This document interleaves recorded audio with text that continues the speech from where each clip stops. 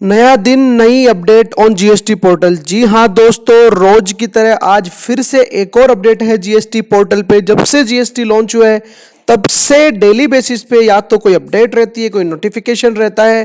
तो आज की क्या अपडेट है दोस्तों, अगर 2 दिन से भी आपने मिस कर दिया किसी चीज़ को तो आपको फील होगा कि आपने बहुत बड़ी चीज़ें मिस कर दी। तो आज की अपडेट पे चलते हैं दोस्तों। जैसे ही आप लॉगिन करने जाओगे आपके पोर्टल को, जी हाँ, जैसे ही आप लॉगिन करोगे, मैं आपको लॉगिन करके दिखाता हूँ। जैसे ही लॉगिन कर रहे हैं पोर्टल को, आपको एक विंडो पॉपुलेट होगी दोस्तों। क्या है वो विंडो, ये मैंने लॉगिन किया, जस्ट 1 सेकेंड।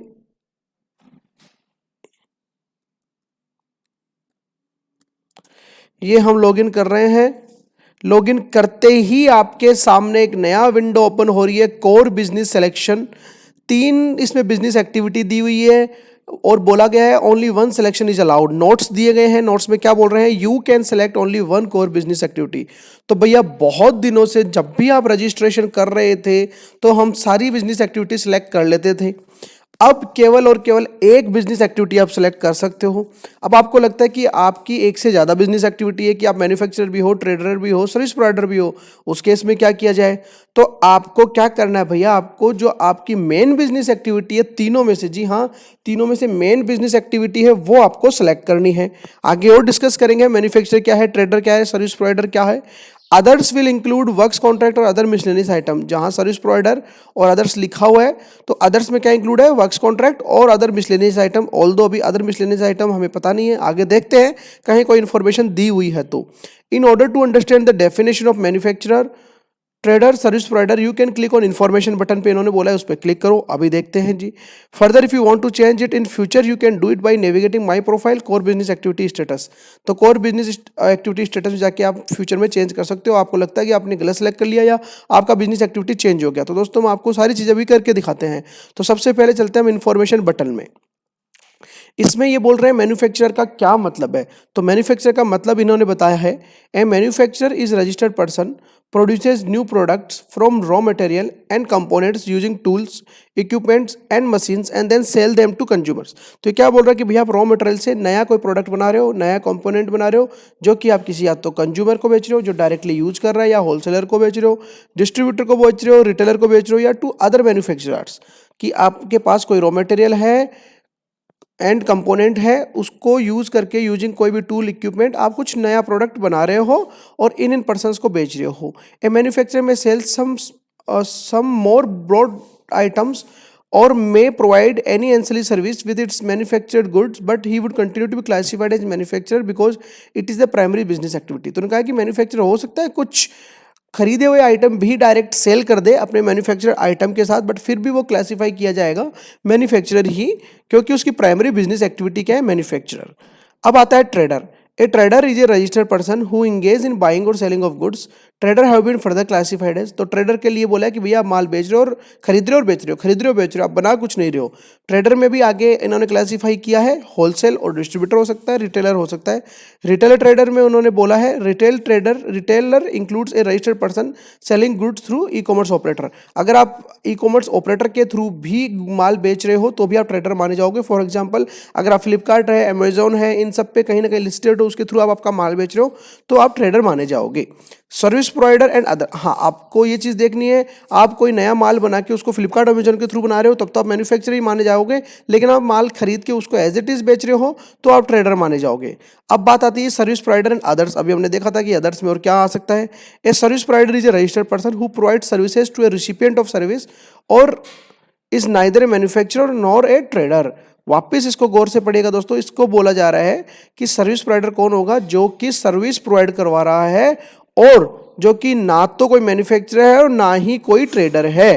तो अगर ट्रेडर और मैन्युफैक्चरर नहीं है और सर्विस प्रोवाइड करा रहा है तो वो सर्विस प्रोवाइडर हो गया। इन्होंने साफ साफ बोला है।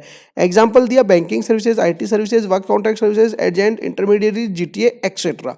तो ये थी दोस्तों डेफिनेशन। अगर आपको कहीं भी किसी में कंफ्यूजन है कि इस डेफिनेशन के हिसाब से आप कौन से 3 कैटेगरी में से किस कैटेगरी में जा रहे हो, स्टिल आप कंफ्यूज हो, तो आप कमेंट बॉक्स में हमारे साथ शेयर करो, डेफिनेटली हम आपको जवाब देने की कोशिश करेंगे। आगे अब बटन सेलेक्ट करके देखते हैं क्या होता है। इसको तो हम करते हैं क्लोज। अभी आपको लग रहा होगा कि यार ये मुझे आगे नहीं बढ़ने दे रहा है, मुझे क्या करना चाहिए, बट अभी मुझे सेलेक्ट नहीं करना है, बट मुझे कोई अर्जेंट काम भी करना है। तो दोस्तों आप क्या करो, लॉगिन रखो, नई टैब ओपन करो, जीएसटी की साइट ओपन करो, आप देखिए आपका लॉगिन हो रहा है। आप कुछ भी और काम अभी फिलहाल कर सकते हो, फाइल रिटर्न कर सकते हो। अभी आपको ये चीज़ नहीं करनी है सबमिट वाली, तो आप फाइल रिटर्न्स पे जाइए, आपका आप काम कर सकते हो। बट अभी हमें सबमिट ही करना है। मुझे पता है कि मैं सर्विस प्रोवाइडर हूँ, तो मुझे ये रेडी बटन सेलेक्ट करना है और मुझे सबमिट कर देना है दोस्तों। तो मैंने सबमिट कर दिया है। अब उसमें बोला गया था कि आप आगे चेंज भी कर सकते हो। तो देखते हैं दोस्तों इसमें कहाँ आ रहा है चेंज का ऑप्शन। सर्विसेज में जाते हैं, यूजर सर्विसेज में जा रहे हैं। इसमें मुझे कहीं भी ऑप्शन नहीं दिख रहा है कोर बिजनेस एक्टिविटी चेंज करने का। रिटर्न्स में भी मुझे नहीं दिख रहा है। रजिस्ट्रेशन में जाया जाए अगर, new registration, amendment, application, track application, application,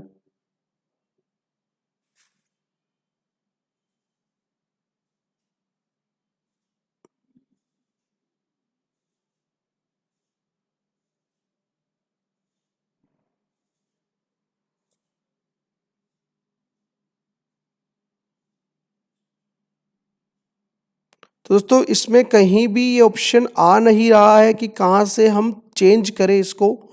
अभी हम किसी और की प्रोफाइल लॉगिन करके देखते हैं। उसमें वापस ऑप्शन दिया गया था कि कहाँ जाके आप चेंज कर सकते हो।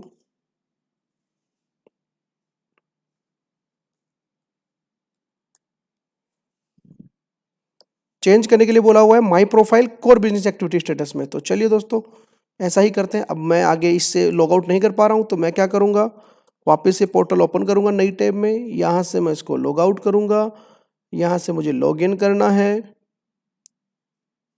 अभी जिस पार्टी में अपन ने चेंज किया था उसको ओपन करते हैं। अब हमें जाना है सीधे व्यू प्रोफाइल में। व्यू प्रोफाइल में ये बोल रहे हैं कि भैया आप चेंज कर सकते हो। तो व्यू प्रोफाइल में आपने देखा कोर बिजनेस एक्टिविटी स्टेटस ये नया आ रहा है। यहाँ आपको जाना है। ये देखिए आपके सामने ऑप्शन है, आप कोई भी चेंज कर सकते हो। अगर आप मैन्युफैक्चरर बन गए हो, ट्रेडर बन गए हो, या जो भी आपको आ रहा है। ट्रेडर में भी देखिए आपके सामने दो ऑप्शन आ रहे हैं, होलसेल हो या रिटेलर हो, ये डाल सकते हो। या आपको पहले लगता है कि आपने गलत डाल दिया है, सर्विस प्रोवाइडर जैसे अभी हमने डाला, मुझे लगता है मैंने गलत डाल दिया, तो मैं यहाँ पे चेंज कर सकता हूँ। उसका रीजन मुझे मेंशन करना है और ये सबमिट करना है दोस्तों। तो ये काम अब आपको करना पड़ेगा। अब इससे होगा क्या, पहली चीज डिपार्टमेंट के पास ये पर्टिकुलर इंफॉर्मेशन जाएगी कि आप किस कैटेगरी में हो, मैन्युफैक्चरर हो मेनली, या ट्रेडर हो, या मेनली आप सर्विस प्रोवाइडर हो। अभी तक सरकार को ये पता नहीं चल पा रहा था, तो उससे इनको ये पता चलेगा। दूसरा, उससे भी आइडेंटिफाई करेगी कि पर्टिकुलर आपकी जो कोर एक्टिविटी है उसके अकॉर्डिंगली आपके ऊपर कौन सी रिटर्न्स फाइल करनी थी। तो ये मेरा अपना मानना है कि इन चीज़ों से डिपार्टमेंट ये सब भी पता लगाने वाला है। जैसे बहुत से ऐसे ITC 04 नहीं फाइल कर रहे थे, तो अब अगर आप कोर एक्टिविटी मैन्युफैक्चरर सेलेक्ट करोगे और ITC 0 फाइल नहीं है, तो आपके पास नोटिस भी आ सकता है। तो दोस्तों काफ़ी सारी ऐसी चीज़ें हैं जो आप अभी तक शायद फाइल नहीं कर रहे होंगे, क्योंकि उससे आपके इनपुट आउटपुट पे कोई फर्क नहीं पड़ रहा होगा, बिजनेस एक्टिविटी पे कोई फर्क नहीं पड़ रहा होगा, बट कंप्लायंस तो हमें करनी पड़ेगी। तो उन सब चीज़ों को आइडेंटिफाई करें। अगर आप आइडेंटिफाई नहीं कर रहे हैं तो हमारे साथ आपका इशू शेयर करें, हम डेफिनेटली आपको रिजोल्यूशन देने की कोशिश करेंगे। तो दोस्तों मुझे उम्मीद है आपको ये वीडियो पसंद आई होगी। मिलते हैं नए वीडियो में नई अपडेट के साथ, तब तक के लिए थैंक यू सो मच। जय हिंद, जय भारत।